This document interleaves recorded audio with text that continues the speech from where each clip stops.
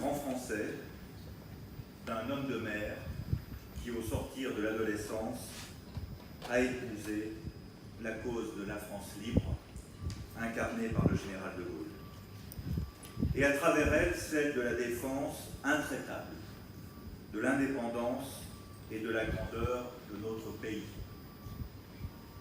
François Floïc, breton des Côtes du Nord, comme on disait alors, aspirant à une carrière dans la marine marchande, n'avait pas 20 ans quand, le 18 juin 1940, il s'embarqua pour Londres sans autre perspective, sans autre guide que le nom du premier jour, que le refus de la défaite et la volonté de se battre.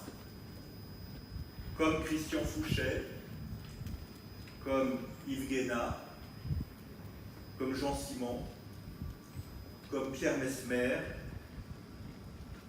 comme tant d'autres, comme cette jeune dactylo qui, un lundi matin, n'a pas regagné son bureau dans une compagnie d'assurance de la rue Lafayette à Paris pour rejoindre Londres.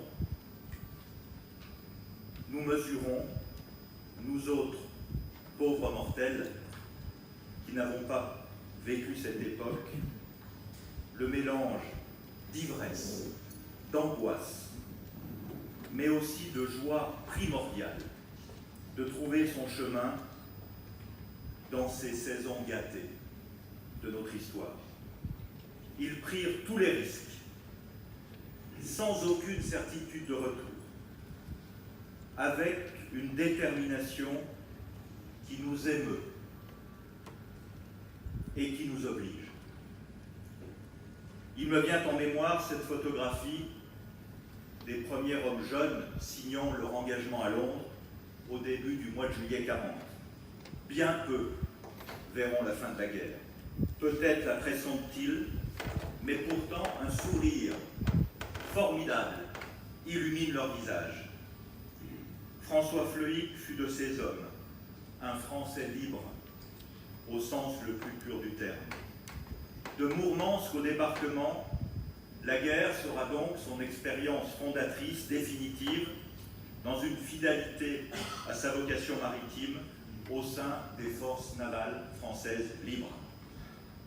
Cette France libre, cette inlassable volonté de combattre, cette fierté ombrageuse portait un nom, celui du général de Gaulle.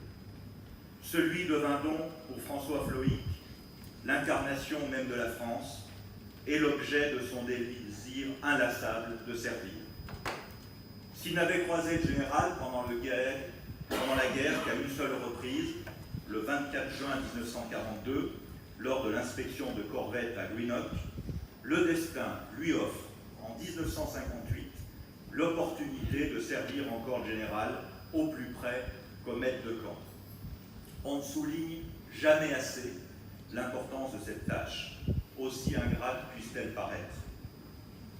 De 1958 à 1963, puis de 1965 à 1969, de part et d'autre d'un commandement de frégate dans sa chère Méditerranée, François Floïc sera l'un des hommes qui croisera le plus fréquemment la route du général, qui veillera sur son emploi du temps quotidien, qui trouvera 1000 solutions à 1000 problèmes qui n'ont même pas atteint aujourd'hui la connaissance de l'historien. Il sera aussi l'homme de la fidélité et de la confiance absolue et inconditionnelle, l'homme des secrets et des confidences du général. Pour quelques-unes fulgurantes que François Floïc partage avec nous dans son bel ouvrage « Souvenirs d'Outre-Gaule », combien partent avec lui, resteront à jamais entre lui et le général. Présent lors des moments de gloire, des initiatives qui choquèrent ou bousculèrent la planète, à Québec comme à Moscou, comme lors des temps difficiles de la retraite stratégique à Baden-Baden, François Floïc fut dans l'ombre du général, à laquelle il n'eut jamais la tentation de se dérober, un acteur de l'épopée. Il restera enfin comme l'homme que l'on voit apparaître aux côtés du général, dans son dernier chagrin, arpentant la lande irlandaise, dans la solitude des semaines suivant le grand départ de 69, l'un des derniers fidèles lui rendant une dernière fois visite à Colombey en août 70, sur le chemin du retour vers une carrière dans la marine militaire. Lors de cette dernière entrevue, le général de Gaulle, évoquant l'importance de la dissuasion nucléaire, conclut par cette phrase lourde de sens: « Assurez-vous, Floïc, que les prochaines générations soient bien pénétrées de son importance. » C'est pour l'ensemble de cette grande œuvre, pour cet effort surhumain, pour élever les Français au-dessus d'eux-mêmes, que nous lutterons, reprenant le flambeau que François Floïc nous laisse aujourd'hui pour faire vivre cet héritage français qui vient de haut et de loin.